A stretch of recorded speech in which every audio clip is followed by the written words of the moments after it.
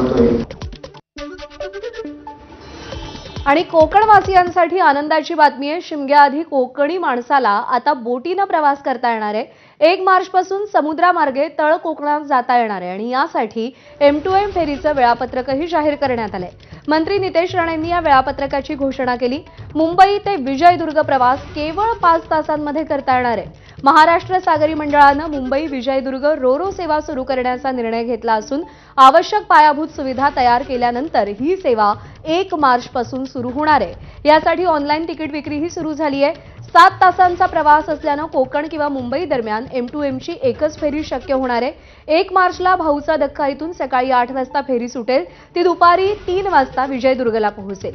1 मार्चला राज्याचे मत्स्य व्यवसाय आणि बंदरे मंत्री नितेश राणे भाऊचा धक्का ते विजयदुर्ग रोरो M2M बोटीनं प्रवास करणार आहेत। ही सेवा सुरू झाल्यानं प्रवास सुलभ आणि वेगवान होईल असं सांगितलं जात आहे। तर वेळापत्रक कसं असेल रोरो M2M बोटीचं आपण पाहूया।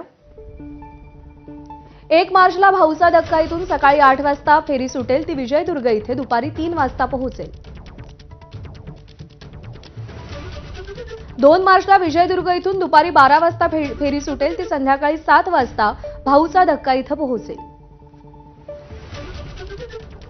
4 मार्चला भाऊचा धक्का इथून सकाळी 8 वाजता फेरी सुटेल, ती विजयदुर्ग इथे दुपारी 3 वाजता पोहोचेल।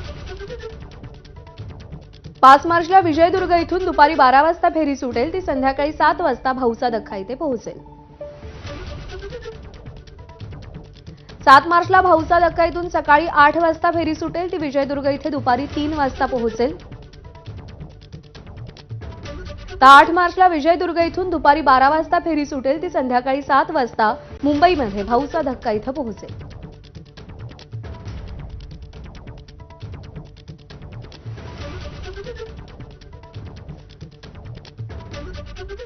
आणि या